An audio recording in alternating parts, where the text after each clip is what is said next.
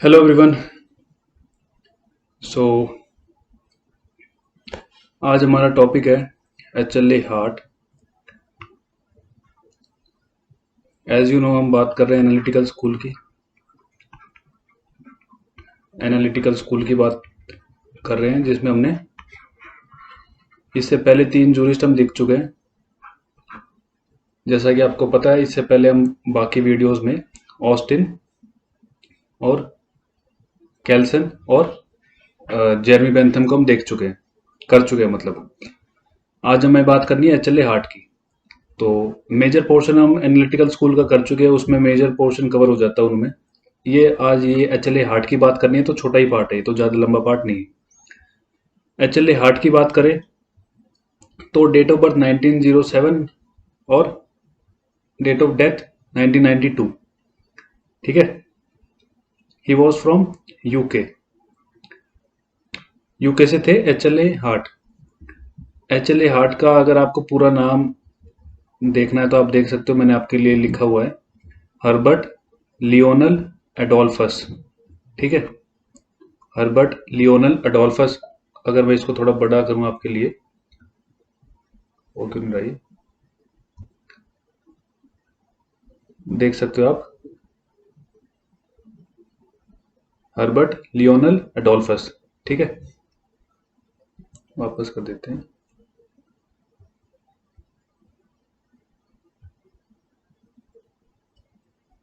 तो आगे बात करते हैं। इनकी बुक का नाम है द कॉन्सेप्ट ऑफ लॉ। इन्होंने एक बुक लिखी थी, उसका नाम है द कॉन्सेप्ट ऑफ लॉ। ठीक है। तो Hart is also called as analytical naturalist. देखो, एनालिटिकल स्कूल की तो हम बात कर ही रहे हैं, तो हार्ट भी एक पार्ट एनालिटिकल स्कूल का एक जूरिस्ट है, जिन्होंने एनालिटिकल अप्रोच के साथ में ही अपनी थ्योरी दी थी, लीगल थ्योरी। तो एनालिटिकल तो ये है ही, साथ में नेचुरलिस्ट भी है ये। अब इस नेचुरलिस्ट का क्या मतलब है? नेचुरलिस्ट का क्या मतलब है? देखो, जहां पर ह्यूमन रीजनिंग की बात आती है ना, human reasoning, natural human reasoning, morality, naturalist. तो मोरालिटी की बात करें, ह्यूमन रीजनिंग की बात करें, तो वो सारी चीजें इसके अंदर इंक्लूड हो जाती है। जैसे मोरालिटी होगी, मोरालिटी का मतलब what is good, what is bad. ठीक है ना। और नेचुरल थिंकिंग हो गई। ठीक है। और इसके साथ में आगे बात करते हैं। मैं आपको इनकी थ्योरी दिखाता हूँ, इजी वर्ड्स में मैं आपको दिखा रहा हूँ, आपको ये इजीली समझ आ जाएगी। देखो, हार्ट किस ओपिनियन के थे? HLA हार्ट, हार्ट बोलेंगे हम, नाम है HLA हार्ट पूरा। हम इनको आने वाले सेशन में हार्ट बोलेंगे। ठीक है। तो heart was of the opinion, ये किस ओपिनियन के थे? That in a society survival, survival is the most important concern. Survival जो है ना, एक सर्वाइवल जो है मतलब, सर्वाइवल मतलब सर्वाइव करना, जिंदा रहना। तो ये सबसे ज्यादा इंपॉर्टेंट कंसर्न होता है इंडिविजुअल के लिए, इंडिविजुअल के लिए। ठीक है ना। इसका मतलब क्या है? That is the harmonious survival of the various individuals and for the purpose of harmonious survival. ठीक है। अब इसको ऐसे समझो, जैसे एक इंडिविजुअल है, तो उसकी सोसाइटी में और भी बहुत सारे इंडिविजुअल होंगे।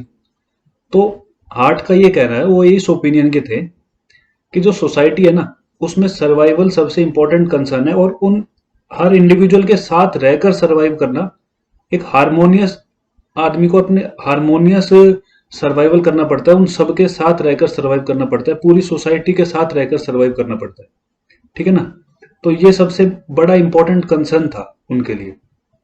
तो उन्होंने ये कहा कि जो लॉ होगा ना, लॉ, उसमें मोरालिटी का एलिमेंट होना बहुत जरूरी है। क्योंकि देखो, सारे इंडिविजुअल्स को साथ में रहना है। तो जब सारे इंडिविजुअल्स को साथ में रहना है, तो सिर्फ लॉ से बात नहीं बन सकती, सिर्फ लॉ बना देने से बात नहीं बनेगी, जब तक मोरालिटी सोसाइटी में नहीं होगी। ठीक है ना। कुछ मोरालिटी, कुछ प्रिंसिपल सोसाइटी में होते हैं। तो फिर से देखते हैं, heart was of the opinion that in a society survival is the most important concern for an individual. ठीक है ना, for an individual survival is the most important concern. अब उसके आगे the harmonious survival of the various individuals, that is the harmonious survival of the various individuals. Various individual, एक individual नहीं, बहुत सारे इंडिविजुअल साथ में कैसे सर्वाइव करते हैं, and for the purpose of harmonious survival. ठीक है ना, it is essential that and the purpose of harmonious survival, it is essential that there should be a basic minimum element of morality in law. Basic minimum element of morality in law.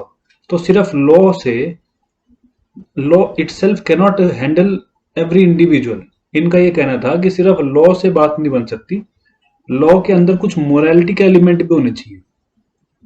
And there should be human reasoning in law. तो जो law बनेगा ना, जो law है वो human reasoning, उसमें human reasoning भी होना चाहिए.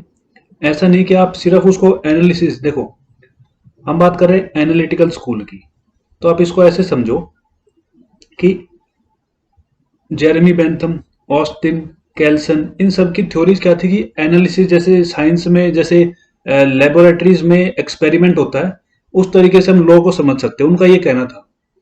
तो हार्ट का ये कहना था कि सिर्फ हम एक्सपेरिमेंट के बेसिस पर लॉ को नहीं समझ सकते, हमें उसमें थोड़ी सी मोरालिटी भी समझनी पड़ेगी, ह्यूमन एलिमेंट को भी हमें उसमें इन्वॉल्व करना पड़ेगा, उसमें हमें ह्यूमन रीजनिंग को भी इन्वॉल्व करना पड़ेगा. ठीक है ना, फिर आगे चलते हैं. So this is what makes heart a naturalist. तो इससे क्या निकल के आता है, ह्यूमन रीजनिंग वाला जो पार्ट वो ऐड करना चाह रहे थे अपनी थ्योरी में ह्यूमन रीजनिंग ऐड करना चाह रहे थे, तो इससे बात साबित होती है कि वो नेचुरलिस्ट थे. इससे वो थोड़े से नेचुरलिस्ट अप्रोच रखने वाले आदमी थे. But at the same time he was also of the view that present existing law should be studied by analytical method और प्रेजेंट एग्जिस्टिंग लॉ. तो जैसा कि मैंने आपको बताया था, एनालिटिकल स्कूल क्या है, प्रेजेंट लॉ की स्टडी है. तो प्रेजेंट लॉ की स्टडी है और उसको एनालिटिकल मेथड क्या है, जो जूरिस्प्रूडेंस मैंने आपसे डिस्कस करा था कि जूरिस्प्रूडेंस में अप्रोच होता है ना, अप्रोच, तो एनालिटिकल मेथड का ये अप्रोच इन्होंने भी अपनाया है, लेकिन उसमें साथ साथ में ह्यूमन रीजनिंग को भी ऐड करा है. तो इसीलिए इनकी जो थ्योरी है उसको बोलते हैं एनालिटिकल नेचुरलिस्ट. ठीक है ना, उसको बोलते हैं एनालिटिकल नेचुरलिस्ट, मतलब मिक्सचर ऑफ बोथ, दोनों को मिक्स करके पढ़ना पड़ेगा. And therefore he is called an analyst. तो इनको एनालिस्ट भी बोला जाता है और एनालिटिकल नेचुरलिस्ट भी बोला जाता है. Since the theory of heart is the combination of natural and analytical school, he is called an analytical naturalist.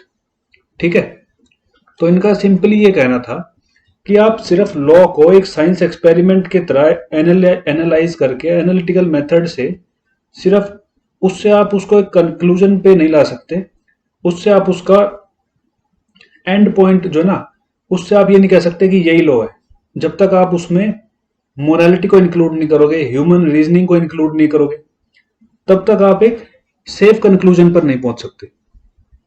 ठीक है ना. Hart look at jurisprudence as a set of rules. Hart jurisprudence को एक set of rules की तरह देखते थे. ठीक है, देखो इस तरीके की स्टेटमेंट्स है ना, डायरेक्ट आते एग्जाम में, तो आपको ये पूछ लिया जाएगा Hart looks at jurisprudence as A B C D में 4 ऑप्शन होंगे, उसमें as a set of rules होगा. तो इसलिए मैं आपको ऐसी स्टेटमेंट्स प्रोवाइड कर रहा हूँ, ऐसी स्टेटमेंट दिखा रहा हूँ जो जिसके एग्जाम्स में आने के चांसेस होते हैं. ठीक है, तो law is not derived from morality. Heart का कहना था कि लॉ जो है ना, वो लॉ को मोरालिटी से नहीं लिया हमने. ऐसा कंफ्यूज मत करना कि मोरालिटी से लॉ आ रहा है, हार्ट ऐसा कहना चाह रहे. नो, वो ये नहीं कहना चाह रहे थे. व्हाट ही वांटेड टू से is that law is not derived from morality, rather morality is an element of law. Law का एक एलिमेंट है मोरालिटी. बिना मोरालिटी के आप लॉ को नहीं बना सकते, बिना ह्यूमन रीजनिंग के. जब तक आप इंडिविजुअल देखो, सोसाइटी में हर इंडिविजुअल को साथ में रहना है, तो जब तक उनके बीच में मोरालिटी नहीं होगी, जब तक एक सोशल मोरालिटी जब उनके बीच में नहीं होगी। मोरालिटी क्या होता है, गुड और बैड के बीच का डिफरेंस। तो जब तक इस तरीके की उनके अंदर सेंटिमेंट्स नहीं होंगे, तब तक आप कुछ भी लॉ बना लो, वो सोसाइटी आपस में रह ही नहीं पाएगी। तो उनकी एक और सेइंग थी that if the society does not have to be a if the society does not have to be a suicide bomb, then it should have some basic concept of morality। अगर आपने सिर्फ law के basis पे एक society को बनाने की कोशिश करी बिना उसमें मोरालिटी को ऐड करे, तो वो सोसाइटी एक सुसाइड बॉम्ब बन जाएगी, एक सुसाइड बॉम्ब बन जाएगी। ऐसा कहना था एचएलए हार्ट का। Hart did not say that law is derived from morality. Rather, according to him, law has its own independent existence, but in the process of its origin and development, law incorporates the element of morality. Same thing कि जो law है, law morality से नहीं बना है, लेकिन जब भी लॉ बनेगा ना, तो उसमें मोरालिटी के कॉन्सेप्ट इनबिल्ट होंगे, मोरालिटी उसके अंदर होगी होगी। अगर मोरालिटी लॉ के अंदर आप ऐड नहीं करोगे, तो जो सोसाइटी आप डेवलप करोगे ना, वो सोसाइटी एक सुसाइडल बॉम्ब बन सकती है। ठीक है, वो ब्लास्ट हो सकती है।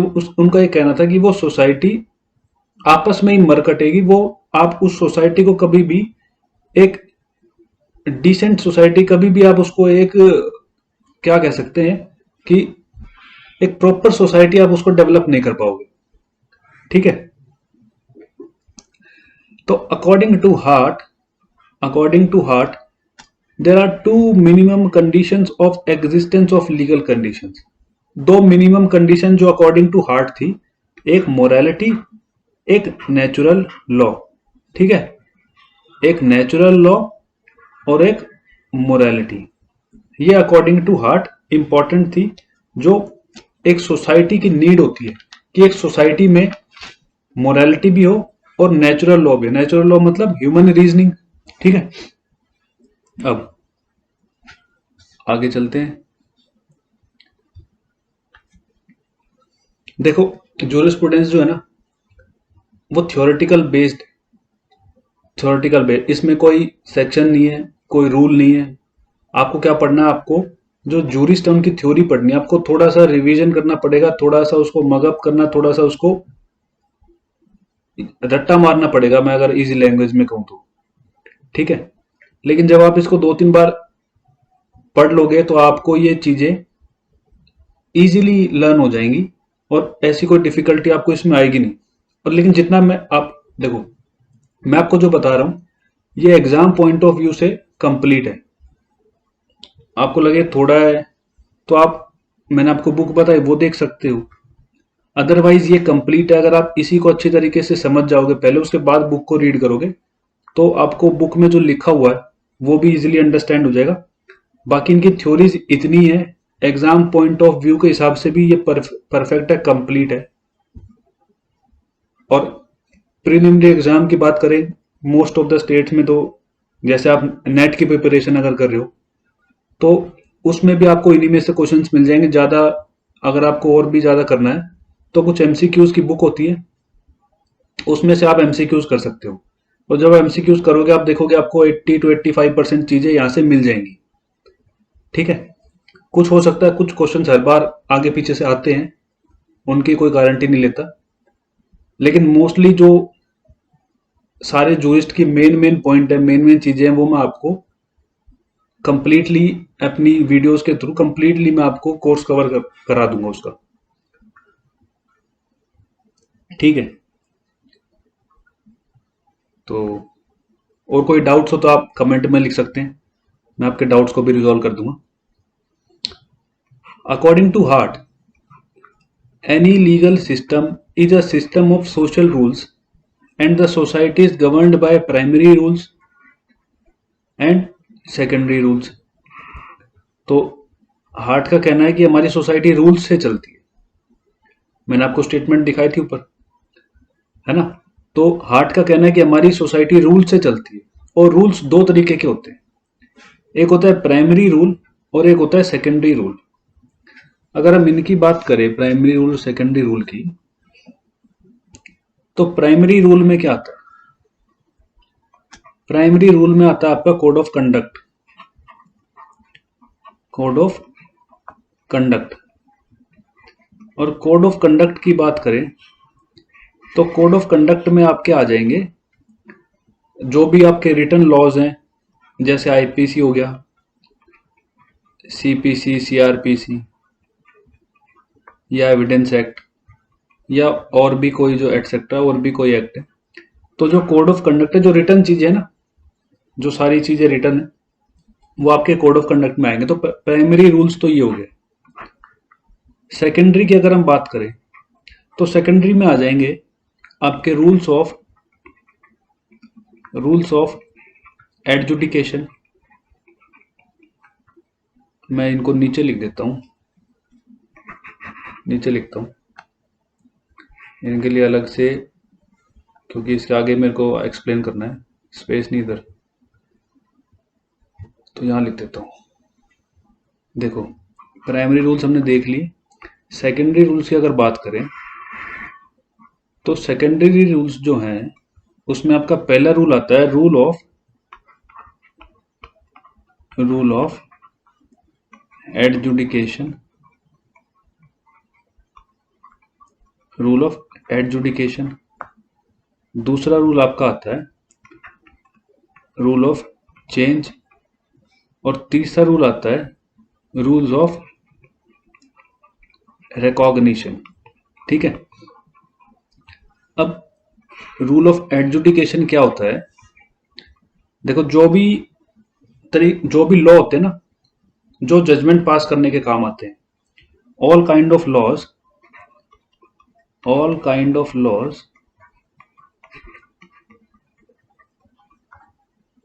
which are helpful in which all kind of laws to pass judgment। Easy आप इसको ऐसे लिखो, all kind of laws to pass judgment. जितने भी लॉ जजमेंट पास करने के काम आते हैं, वो प्लस में enforcing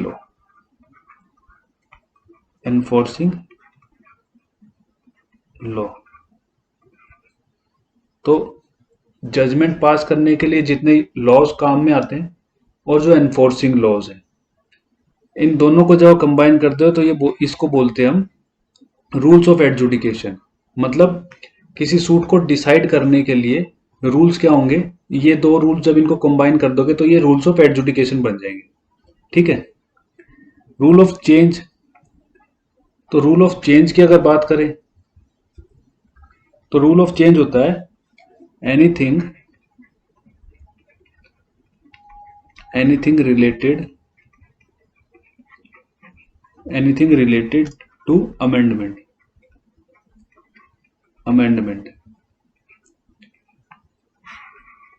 anything related to amendment which changes the law.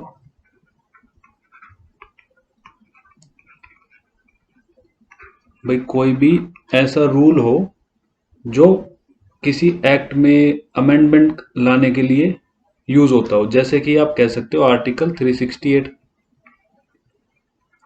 Constitution में है ना, अमेंडमेंट के प्रोविजंस। तो इसको बोलेंगे रूल ऑफ चेंज। अब रूल ऑफ रिकॉग्निशन क्या होता है? रूल ऑफ रिकॉग्निशन, तो रूल ऑफ रिकॉग्निशन को आप बोलोगे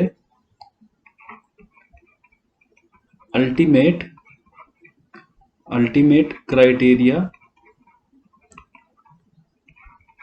of validity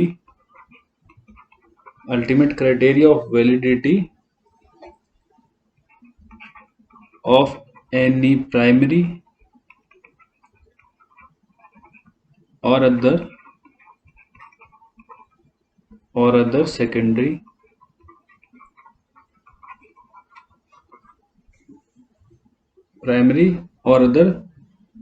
secondary rules in the society.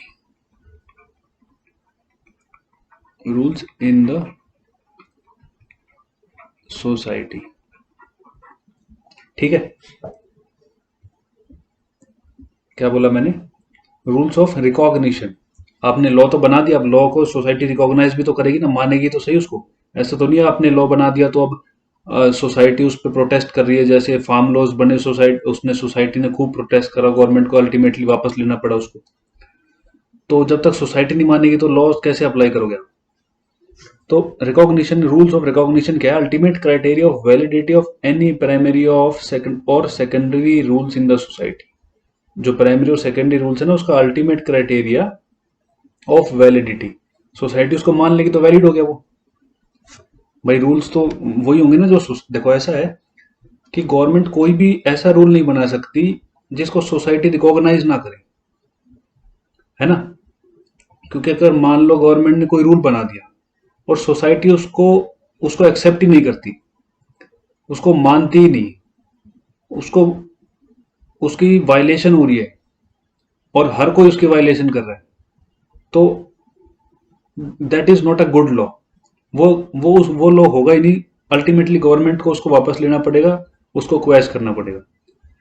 तो रूल्स ऑफ रिकॉग्निशन क्या है? ये ultimate criteria, ultimate criteria of validity. Validity किस चीज की? प्राइमरी और सेकेंडरी रूल्स की जो सोसाइटी में है, ठीक है। तो द रूल्स ऑफ रिकॉग्निशन पर से एग्जिस्ट इन द सोसाइटी, है ना। ये पर से एग्जिस्ट करते हैं, ऑटोमेटिकली एग्जिस्ट करते हैं सोसाइटी में।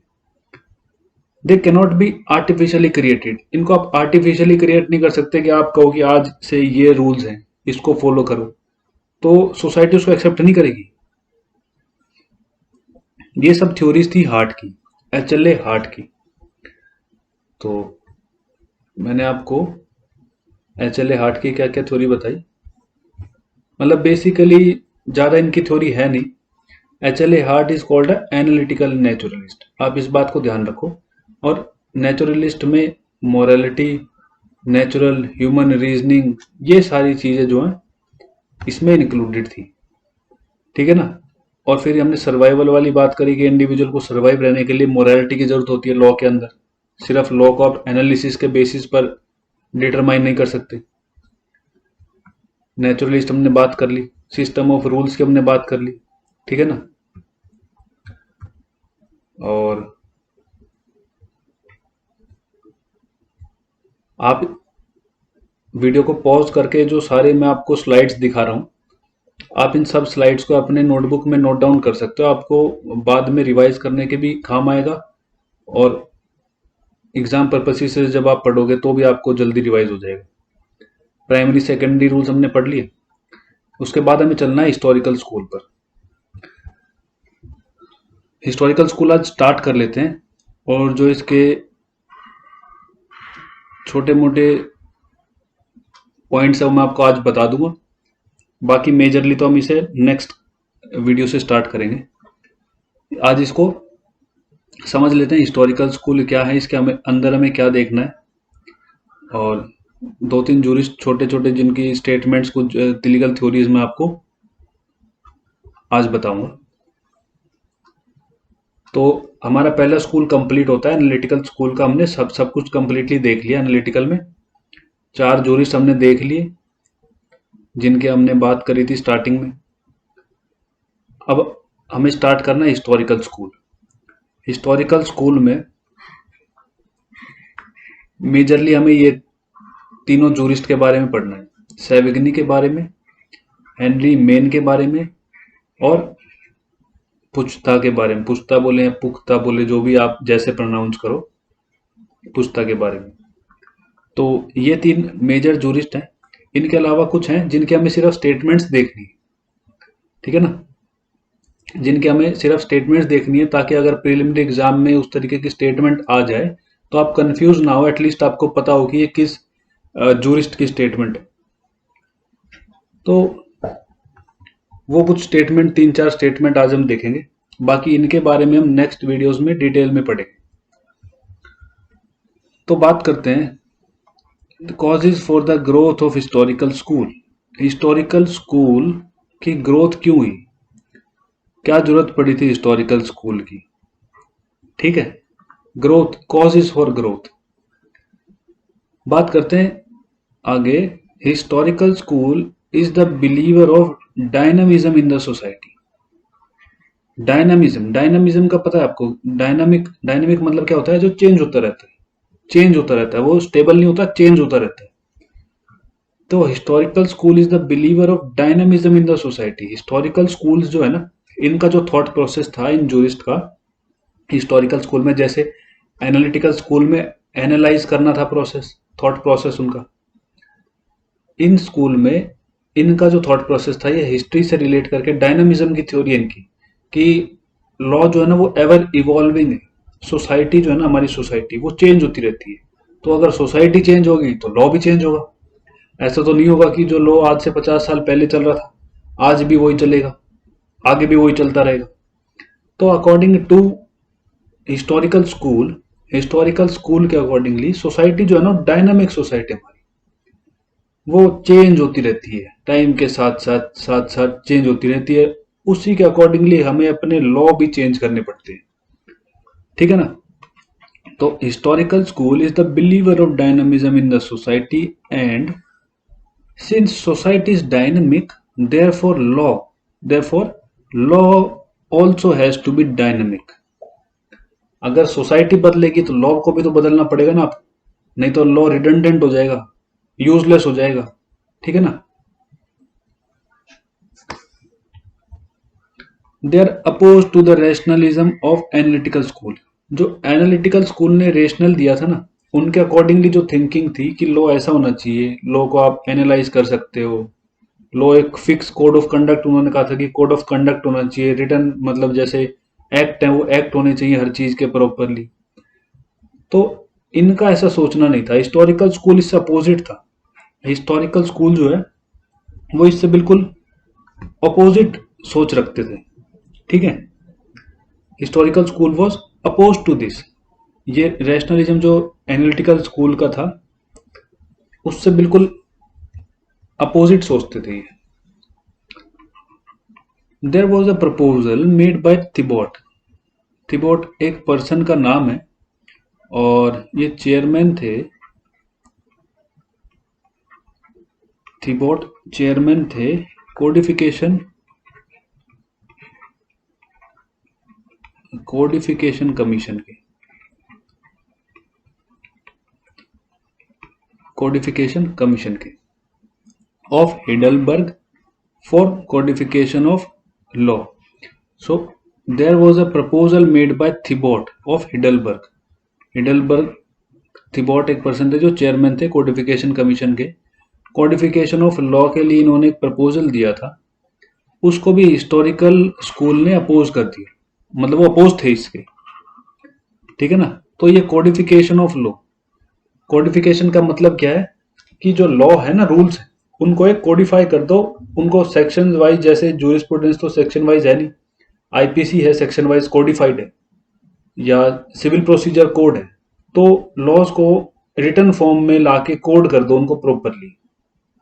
लेकिन हिस्टोरिकल स्कूल जो है ना इसके अपोजिट था, उनका मानना था कि जब लॉज डायनेमिक है, चेंज होते रहते हैं टाइम के साथ, तो आप उसको एक फॉर्म में कैसे लिख सकते हो, आप उसको लिख, आप मतलब उसको कोडिफाई कैसे कर सकते हो जब सोसाइटी चेंज हो रही है, लॉ चेंज हो रहा है और लॉ टाइम के साथ बदलता ही रहेगा।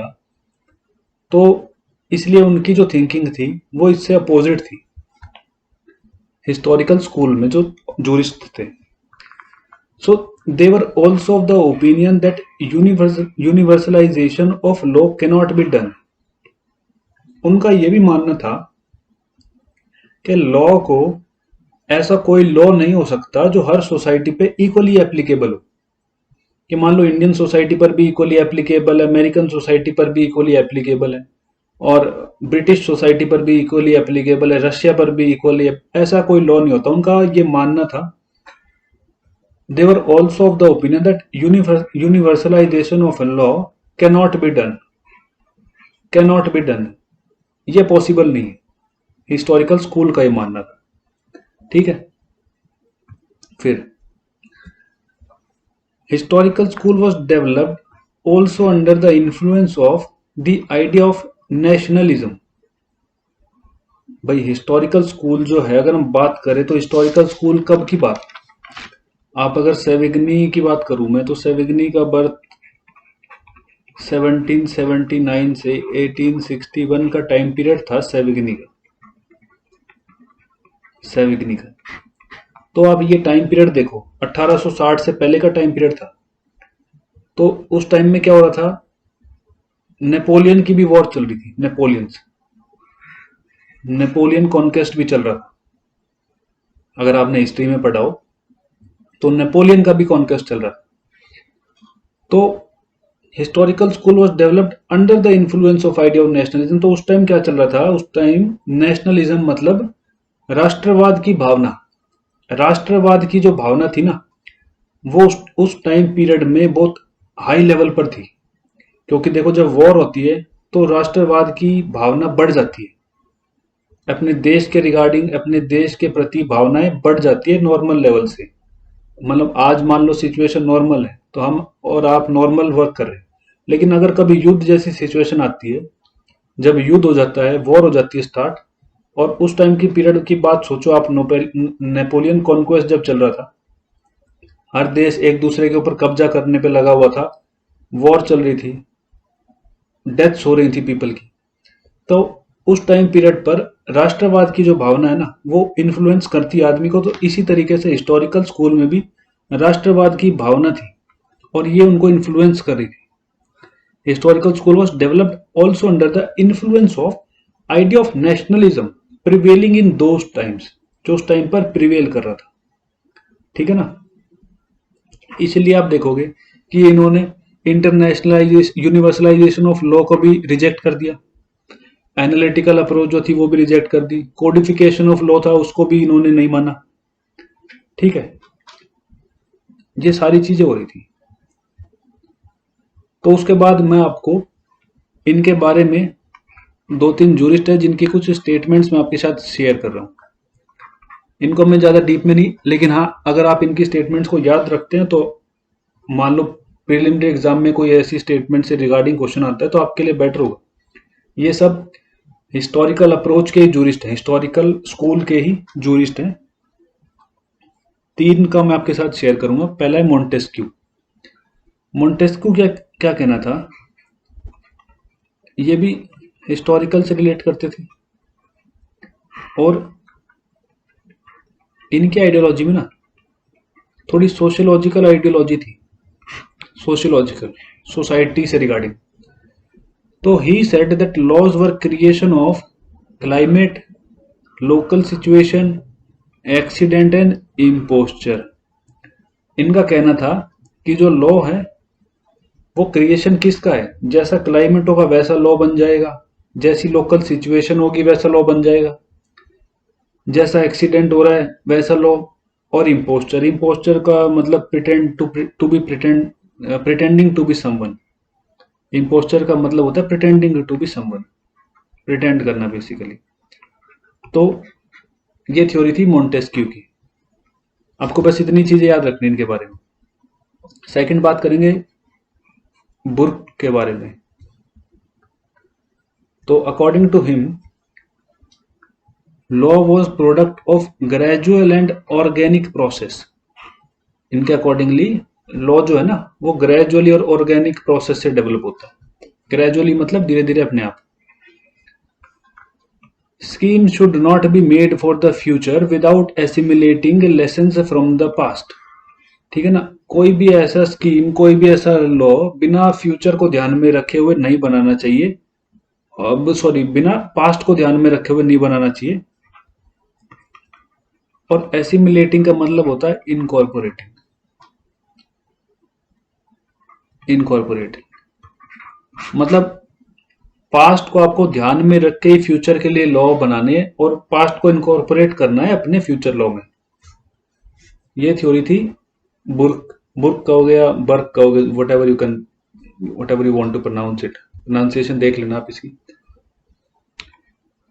थर्ड हमें बात करनी है हुगो की। हुगो, तो in the earliest times to watch, in the earliest time to which authentic history extends, law will be found to have already a fixed character peculiar to the people like manners and language। तो इनकी अपनी theory थी वो कहते हैं कि in the earlier time to watch authentic history. Authentic history, जो history है ऑथेंटिक है, ऑथेंटिक मतलब जिनके पुख्ता सबूत हैं, और उनमें आप देखोगे तो फिक्स्ड कैरेक्टर, पेक्यूलियर कैरेक्टर जो है, और उनके मैनर और उनकी लैंग्वेज, ये सारी चीजें होनी चाहिए लॉ में। तो ये तीन हिस्टोरिकल स्कूल के जूरिस्ट हैं जो मैंने आपके साथ डिस्कस करे। इनकी थ्योरीज आपको इतना ही पढ़ना है, इनसे ज्यादा आपको डीप में जाने की जरूरत नहीं है। जो डीप में पढ़ने हैं वो मैंने बता दिया, हमें हिस्टोरिकल स्कूल में क्या पढ़ना है। तो हिस्टोरिकल स्कूल के बारे में आइडियोलॉजी देखिए, हमें हिस्टोरिकल स्कूल की आइडियोलॉजी क्या है वो हमने देख ली। और हमें बेसिकली हिस्टोरिकल स्कूल में सेविग्नी को करना है, हेनरी मेन को करना है, और पुख्ता को करना है। ठीक है। बाकी मैंने आपको हिस्टोरिकल स्कूल के बारे में एक ओवरव्यू दिया है कि हिस्टोरिकल स्कूल में क्या अप्रोच है, जूरिस्प्रूडेंशियल एसेंस क्या है इनका, और लीगल थ्योरीज आगे हम करेंगे, हर जूरिस्ट की लीगल थ्योरीज करेंगे। तो नेक्स्ट क्लास से हम स्टार्ट करेंगे सेवेगनी, हेनरी मेन और पुख्ता की थ्योरी। आई विल ट्राई कि एक ही क्लास में तीनों हो जाए। तो क्योंकि अब आगे इतनी, जैसे एनालिटिकल स्कूल में थोड़ी बड़ी बड़ी थ्योरीज थी, उनके कई कई पॉइंट्स थे, ऐसा जो आगे हैं हमें करने हैं, मतलब हिस्टोरिकल भी मान लो और सोशियोलॉजिकल, तो उनमें इतना आपको इतना डीप में कुछ मिलेगा नहीं। एक एक दो दो पेज की हर किसी की थ्योरीज है। ठीक है। तो आगे जल्दी कवर हो जाएगी चीजें। तो all for today, thank you.